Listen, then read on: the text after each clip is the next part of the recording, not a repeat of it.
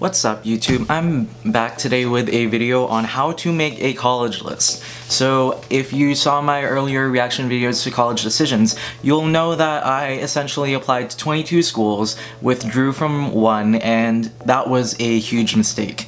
So after going through the process and basically making all these mistakes, I'm back to tell you how to do this right. So when you're making a college list, you basically have 3 tiers of different schools that you can apply to.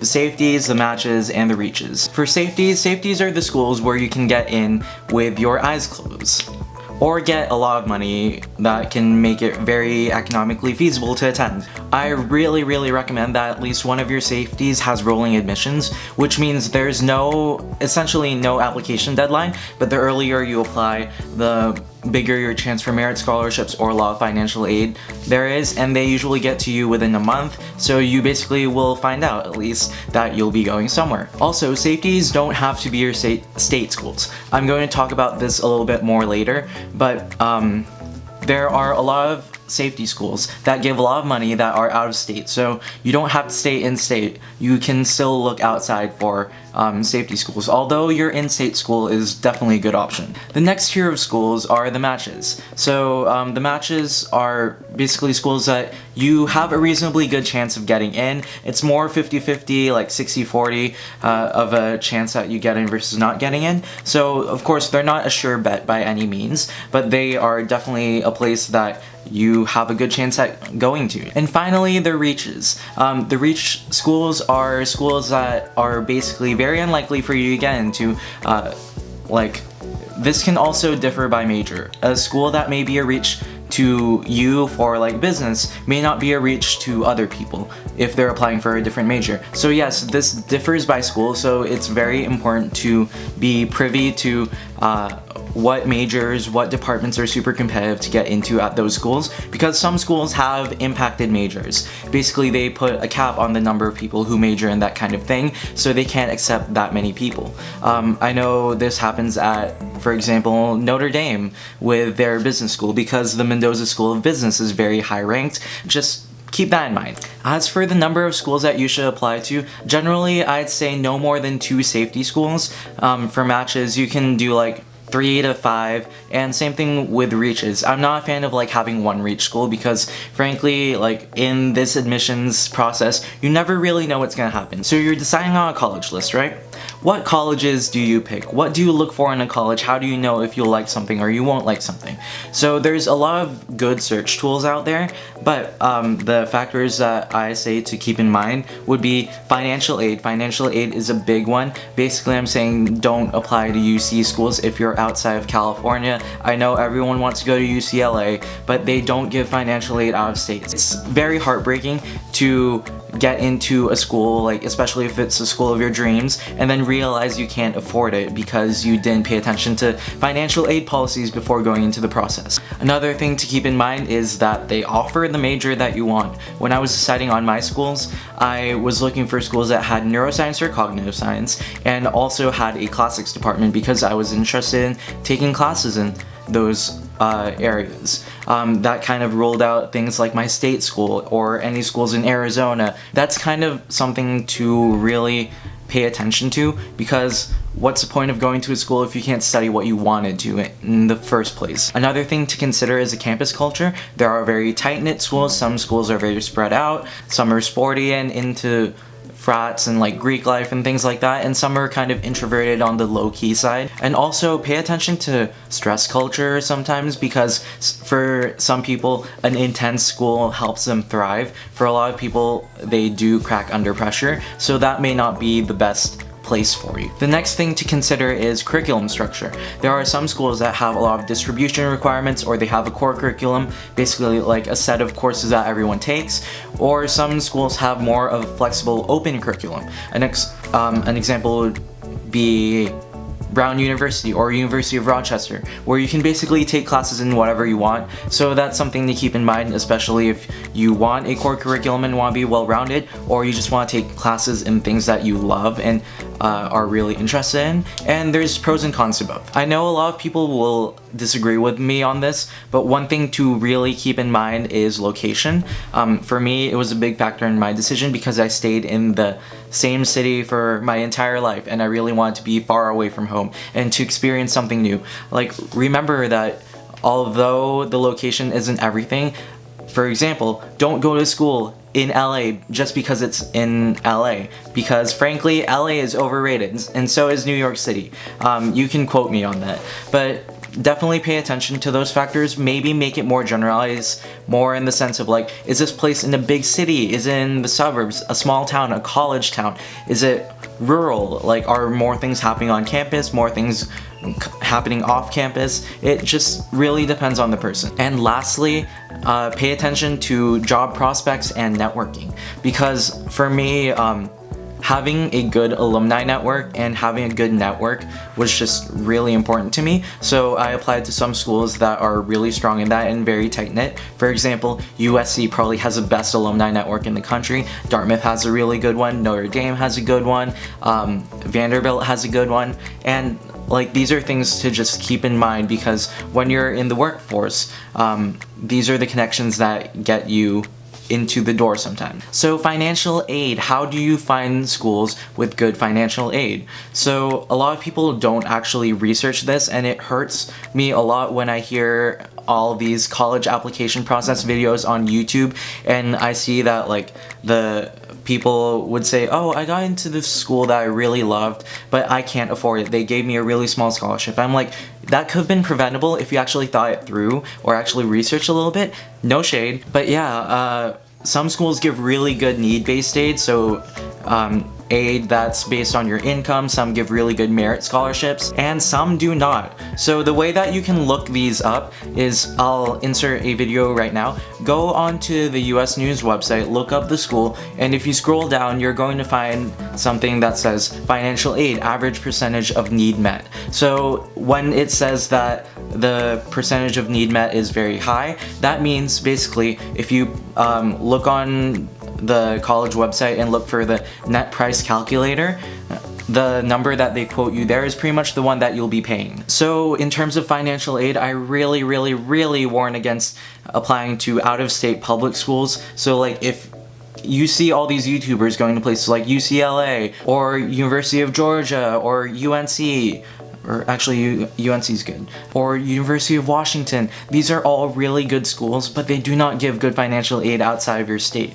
So keep that in mind. You'll have a lot more chances for scholarships at schools that are private. And also, a lot of schools do give financial aid in the form of merit scholarships. So for the most part, if you're applying out of state, apply to private schools. However, keep in mind also that some private schools do not give the best financial aid either.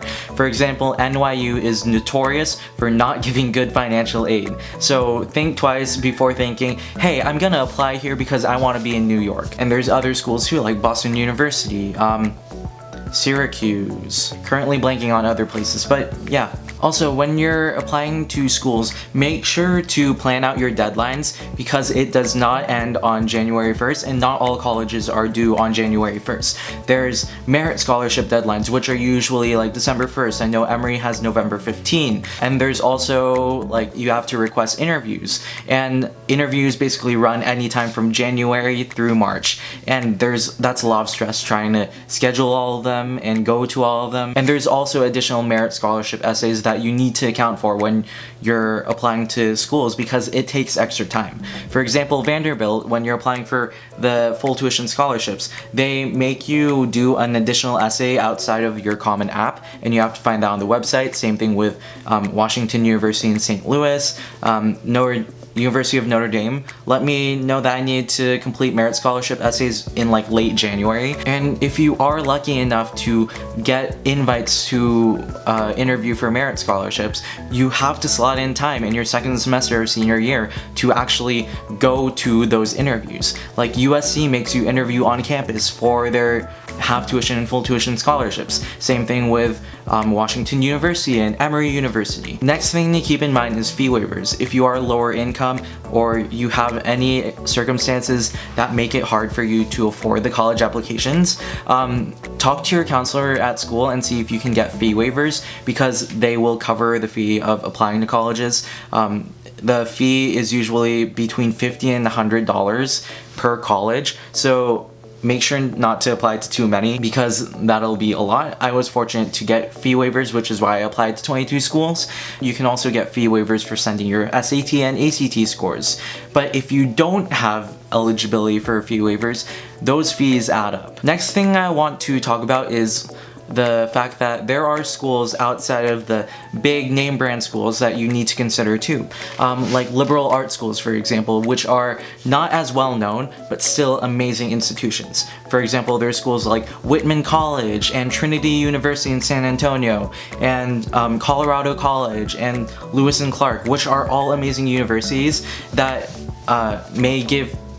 generally have really good financial aid, and they're not very well known. Also, before you get all excited about the college process, just know that there is such a thing as out of reach schools. For example, if you have if you have like a 650 on your SAT math, probably don't apply to MIT, because you need to recognize that some schools may not think that you are academically qualified, and you might just be wasting your money on an application. So if you're applying to schools that you think are just a total pipe dream, there is absolutely very little chance that you might get in, and it'll take a miracle from God, probably minimize that, apply to 3 of those at most, because then you can actually focus your time on the match schools, the schools that you know you can get scholarships at if you put in the effort, and actually go somewhere and not have to be relegated to your state school. So focus on schools within your reach, because at the end of the day, just because you throw out an application doesn't mean that application is going to be good, or if you will even have a chance with that application. So what I'm saying here is that there's this concept of shotgunning nowadays in the college admissions process, because it's gotten so competitive, where people just apply to a bunch of schools and see where they get in, a bunch of really selective schools. But what people forget is that sure, you can apply to all 8 Ivies, but what about your match schools? What if you get into none of those? Where do you go now? So yeah, definitely have schools in the tier below. And also, recognize that just because you send out an application doesn't mean it's good. You need to put effort into the application. So that was my big mistake in my college process. I applied to 22, and I put in so much time into these essays, but a lot of them were not good. I applied to pretty much all of my match schools and a few of my reach schools before anywhere else. So once I got to the top tier Ivy League applications, I was just so burnt out. I didn't have the energy to write more. So what ended up happening was for the colleges I actually put in a lot of effort in, I got into pretty much all of them. I got into all of my matches except for WashU, but that's another story. Waitlist University, am I right? Ha. But yeah, I got into pretty much all of my match schools, all of my safeties, and a few of my reaches, but I didn't get into any of the super reaches, the Harvards, the Stanfords, the Yales, and things like that, because I did not put effort into those applications. I knew I got rejected the minute I clicked submit, because it was the night of the deadline, and I was just super tired, and I was just trying to throw out an application, and it wasn't a good move. Do I think I could have possibly gotten into those schools if I just put more effort, if I just concentrated a little more? Maybe. Honestly, I definitely think I would have had a better chance. No one could tell, or you'll never know if you actually get in. But my point here is that I needed a little bit more effort in those essays, and I just didn't give that effort because I was applying to so many schools and I was so stressed. So what I'm saying is quality over quantity. Don't apply to 20 schools like me. I say 15 at the absolute max if you can actually afford colleges and don't need to compare financial offers. Keep it to 10. So yes, diversify your list of schools. Apply to some schools that aren't super common. And also recognize that there are different avenues for scholarships, and and you don't have to go to a very big name brand school or a very well-known school just to get a good education, because at the end of the day, that's what you're chasing here. The education, maybe a little bit of prestige. That's it for this video. Thank you for watching. Please like, subscribe, and comment down below any questions you may have about the college process and making the college list. I know it's that time of the summer where a lot of people are making those college lists, so I'd love to help out with that. If you have a question, comment it below. I'll try to reply. And yeah, I'll see you in my next video. I have more college advice videos coming out soon, so stay tuned for more of my supplements. I'll also talk about some tips for senior year that no one really tells you. So yeah, thanks for watching, and I'll see you in my next video.